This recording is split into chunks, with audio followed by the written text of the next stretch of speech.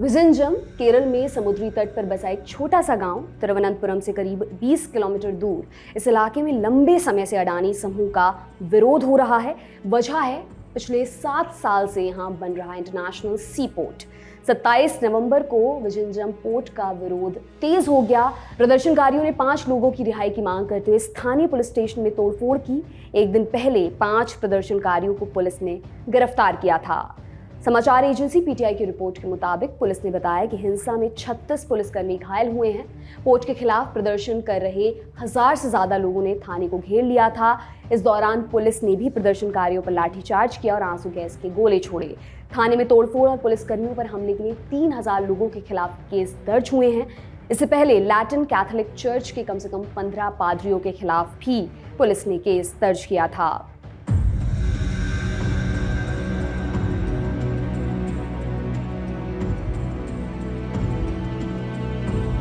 Vizhinjam international सी port के निर्माण की शुरुआत साल 2015 में हुई थी। तत्कालीन मुख्यमंत्री ओमान चांडी ने इसकी आधारशिला रखी है। इस सी पोर्ट प्रोजेक्ट की लागत 7,525 करोड़ है। पोर्ट का निर्माण पब्लिक प्राइवेट पार्टनरशिप के तहत किया जा रहा है। पोर्ट पर 30 बर्थ होंगे। बर्थ माने ऐसी जगहें जहां जहाज में सामान भरे जाते हैं और उतारे जाते हैं। अडानी समूह के मुताबिक आधुनिक सी पोर्ट बड़े जहाजों को हैंडल कर सकता है और यह बड़े अंतर्राष्ट्रीय शिपिंग रूट के नजदीक है। शुरुआती समझौते के मुताबिक 360 एकड़ में बन रहे इस पोर्ट की शुरुआत 2019 में होनी थी। दावा है कि पोर्ट की क्षमता भारत के 80% माल को ढोने की है। इंडियन एक्सप्रेस की रिपोर्ट के मुताबिक अडानी समूह ने देरी के पीछे कई कारण बताए हैं। इनमें 2017 में आए ओखी चक्रवात से लेकर कोविड-19 महामारी तक शामिल हैं। इसके अलावा कंपनी ने ग्रेनाइट पत्थरों की कमी को भी देरी की वजह में शामिल किया है। इन पत्थरों से समुद्री लहरों को रोकने के लिए 3.1 किलोमीटर लंबी दीवार बनाई जानी है। अब तक सिर्फ 1 किलोमीटर की दीवार बन पाई है।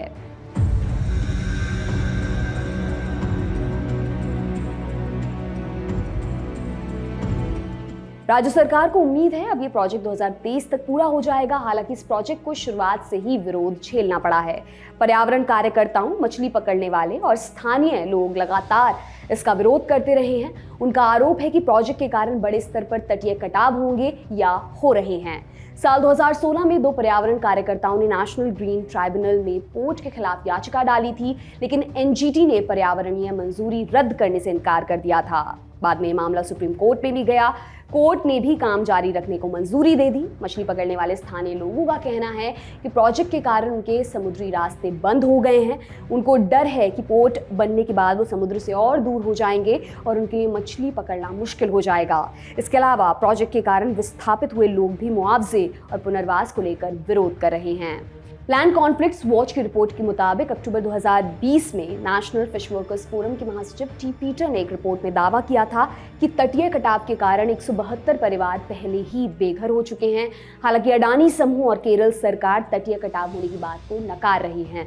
पर्यावरण कार्यकर्ता थॉमस लॉरेंस ने दावा किया था कि सिर्फ 2019 में 143 परिवारों के करीब 603 लोगों को राहत कैंपों में शिफ्ट किया गया। प्रदर्शनकारियों की मांगों के बारे में भी आपको बता देते हैं। तटीय कटाव के कारण जिन्हें अपना घर खोना पड़ा है उनका तत्काल पुनर्वास किया जाए। तटीय कटाव को रोकने के लिए तुरंत कदम उठाए जाएं। मछली पकड़ने वालों को खराब मौसम वाले दिन न्यूनतम फाइनेंशियल मदद दी जाए। पोर्ट का निर्माण रोके। स्थानीय लोगों और एक्सपर्ट्स को शामिल कर पर्यावरण पर पड़ने वाले प्रभावों की स्टडी कराएं। केरोसिन पर सब्सिडी उपलब्ध कराएं। जिन मछली पकड़ने वालों ने जान गंवाई है उनके परिवारों को मुआवजा मिले। हालांकि 2019 में national institute of ocean technology Chennai ने अपनी रिपोर्ट में कहा था कि 2015 में पोर्ट का निर्माण शुरू होने के बाद वल्लियाथुरा, शंगुमुगाम और पुंथुरा जैसी जगहों पर कटाव में कोई बदलाव नहीं हुआ है।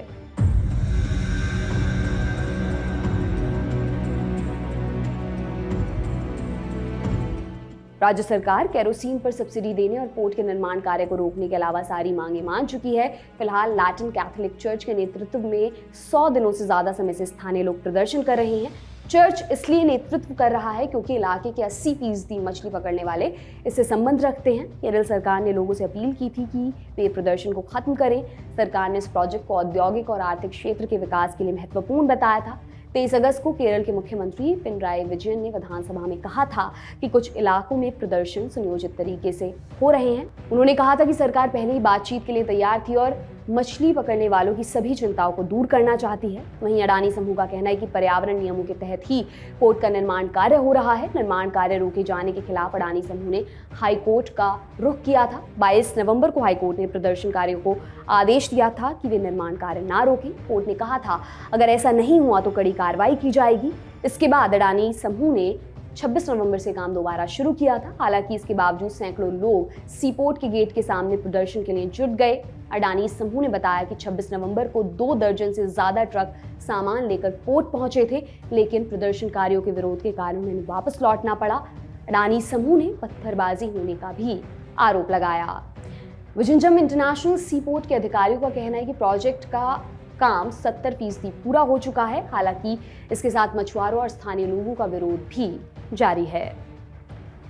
जाते जाते एक जरूरी सूचना, सौरभ द्विवेदी पहुंचे हैं गुजरात और लौट आई है हमारी पॉलिटिकल इंटरव्यूज की खास सीरीज जमघट। तो उन्हें देखना बिल्कुल ना भूलें, सबसे पहले लल्लन टॉप की ऐप पर। आपके लिए तमाम जानकारी जुटाई है हमारे साथी साकेत ने। मेरा नाम दिव्यांशी है। देखते रहिए दी लल्लन टॉप। शुक्रिया।